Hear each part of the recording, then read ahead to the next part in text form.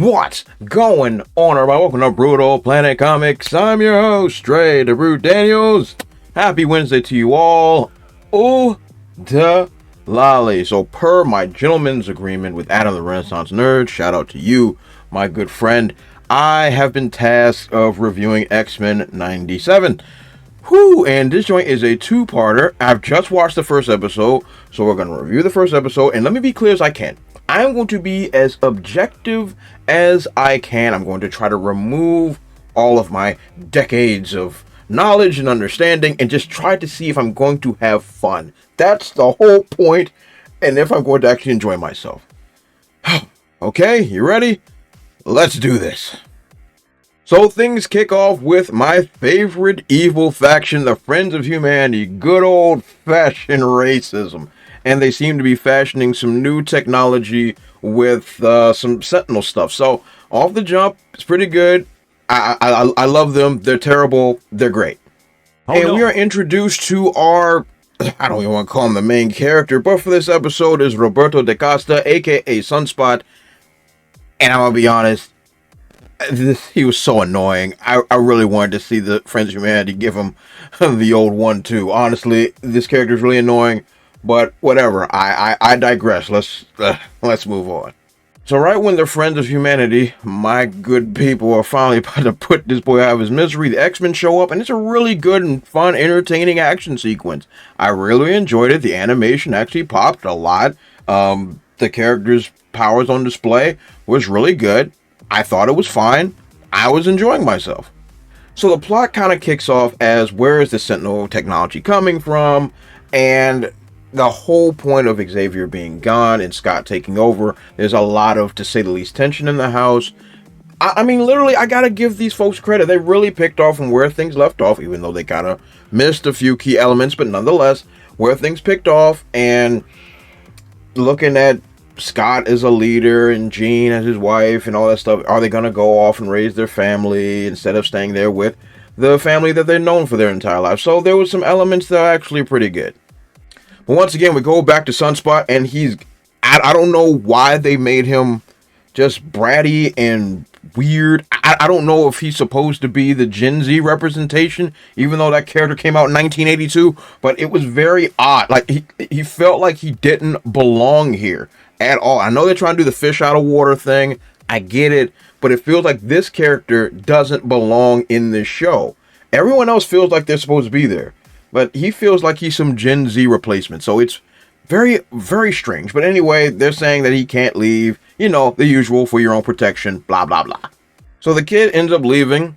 Of course! And then we get some of the stuff that we're used to seeing. The tension between Wolverine and Cyclops. That stuff is still great. I really like that. So now half the team is going to go look for the kid. And the other half is going to go see Mr. Gyrick, that was the one that killed Charles Xavier. So, because he was the one that bankrolled Trask to build Master Mold, and where all the Sentinel stuff is coming from. So we got an A and a B story, and they're splitting off. So they end up finding the kid in a nightclub. Say what? Whatever. I don't know how old this kid is, but whatever. And of course, this is a Jubilee scene, so she can do her little fireworks stuff. So, you know, like there's fun stuff they're trying to put in here, even though, once again, Sunspot's annoying. This was still a fun scene. I just gotta give credit where due. So Scott and Storm go to see Gyrick, and I gotta say, this is a pretty intense scene, because for those who don't know who Gyrick is, he's one of the leaders of the Friends of Humanity, the greatest group of all time. And he's basically saying, like, look, I'm that dude, yeah, I'm a racist, and I go hard in the paint, do something about it. And so Jean reads his mind, but then she's taken into a very, very dark looking future. Somebody else is tampering with Gyrick's mind. It's actually quite interesting. Visuals was very, very good. Yes way. It was cool. So it leads us to our big climax of where Trask is, and we get to the meat and potatoes. So it leads this really, really cool scene of the X-Men heading to the desert and a Sentinel attacking the X-Jet, and they all are falling out of the sky, and really cool visuals, and it was all part of Cyclops' plan. And then we get to a really, really cool fight. I mean, this fight has everything. Everybody's powers are on display. It's really, really cool. It's a lot of, let me say, it's a lot of fun. And I wasn't expecting to have it, but it was really, really fun. A lot of what you want in an X-Men show was actually happening. And there's this really cool scene where the Sentinels acknowledge Storm as an Omega level mutant. For those that don't know what that means, it's one of the highest levels a mutant can be, because we've always classified her as an Omega level mutant, and in certain comics it has, and they actually straight up acknowledged it, and she was just raining down lightning bolts and doing all types of cool stuff. Like, this is what I wanted to see, and they're delivering it in spades, so I can't be upset. Now we get to the scene with all the controversy. How would the kinetic claws work? I'm not going to sit there and explain it. I'm just going to show it to you. All right, got our charge.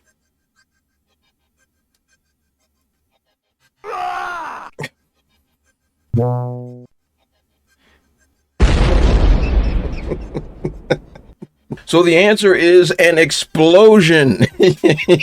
So the bones don't explode, just the impact explodes. So now we can actually put that to rest. We can move on with our lives. So the day is saved. Everybody goes back to the mansion and plays basketball. And of course, we get the scene where Magneto is saying that Charles handed him everything. And that's how the episode ends. So let me be honest. I really, for the most part, I enjoyed this episode. I can't fake. There wasn't really no messaging beating me across the head.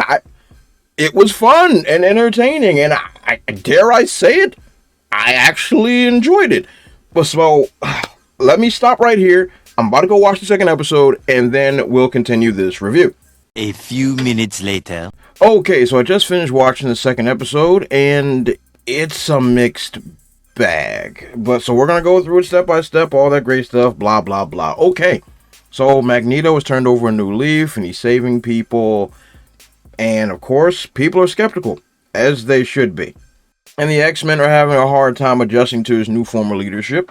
And that makes a whole lot of sense. They don't trust him, and they shouldn't. He's been trying to kill them for decades. So that felt real. That felt good. I thought this build-up was pretty decent.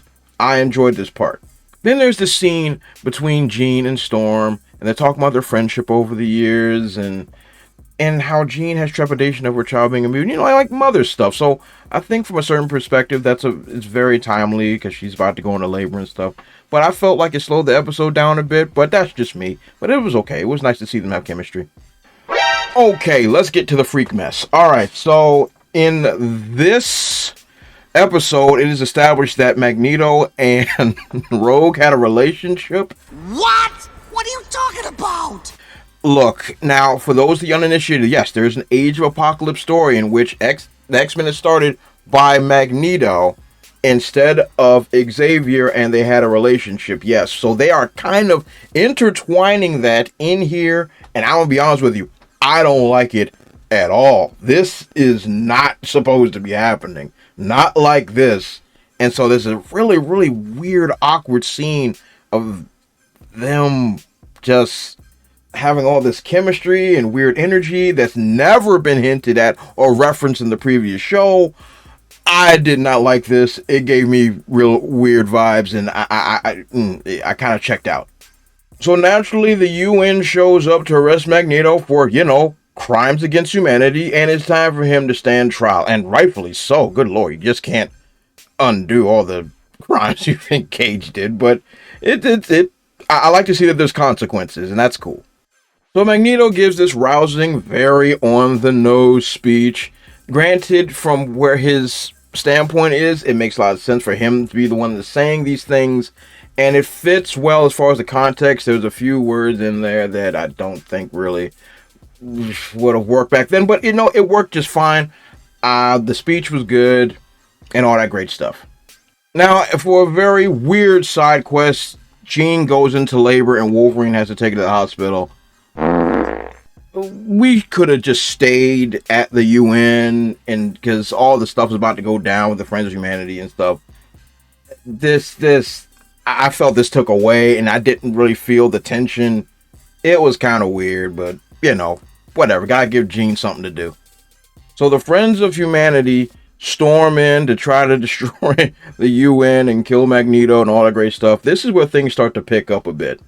Then the Executioner shows up and business starts to pick up. Really cool action sequence. It was a whole lot of fun. Even Morph got to use a bunch of different mutants and abilities. Colossus and Psylocke and Lady Deathstrike. Like, a lot of cool stuff was going on. So these scenes were really, really good. Then there was a really, really epic scene in which Storm sacrificed herself for Magneto by jumping in front of this beam that the Executioner shot, which then takes away her powers. It's a really, really tough scene. And it was well shot and well done.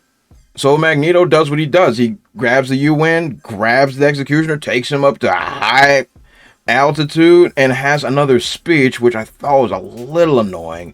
Because why do that? I thought it was just to build up, like, oh, he's still his old self. But then he basically was like, hey, you're lucky that I made a promise to Charles. I'm like, then why go through all of that? That annoyed me. That really annoyed me because I'm like, yo, don't do that and then be like, oh yeah, by the way, I'm not gonna hurt you. Nani? Oh no, it felt like a cop out. I didn't like that very much. I felt that was a bit of a cop out. I ain't like that. So Storm is traumatized for obvious reasons, and she decides to leave the X-Men. But instead of being her tough, strong self, she leaves a letter and she sneaks out in the middle of the night, which I thought was out of character, but at the same time, you have to understand that she's going through a very, very tough time and couldn't face the people who she called her friends and family. So, you get it, but it's still kind of sad. But she's got to get her powers back because, come on now, there's merch to be sold. So there's a nice little montage of showing what everybody's going through. Everybody's coping with the loss of, Storm. But of course, there's this weird stuff with Magneto and Rogue. It just rubs me the wrong way because this is not how their story works. It bothers me. It bothers me. So this episode ends with Jean coming to the mansion. Now, you might be saying Jean was already here. For the uninitiated, the Jean that we've been following is a clone of Jean. Not the original Jean is back. And that's how the episode ends. Oh boy, oh boy, oh boy, oh boy. So ultimately, what do I think about these first two episodes? Well, for the most part, I'll be as honest as I can. I enjoyed myself. Is it perfect? No, but the art style worked. There wasn't a whole lot of messaging beating me across the face.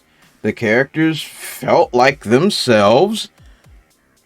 I gotta be as honest as I can. It was okay. Now that there's still a lot of X-Men to go. There's still 8 more episodes, and God knows things can get messy in a really, really quick time. But overall, I have to be honest. For the most part, I enjoyed myself. Now there's obviously some flaws in the characterization, especially with Magneto, which really, really bothers me. I feel like they made him really too soft. But other than that, I enjoyed it. I enjoyed it. I'm surprised to say it too, but we got a long way to go, but it's all good. So, what do you guys think of X-Men 97? Let me know in the comment section below. Is it better than, so far, better than you expected it to be? Is it worse than you thought it would be? Let me know in the comment section below. And do those great YouTube things. Like, comment, subscribe, and share the video. As always, you guys have been awesome. I'll catch you all next time.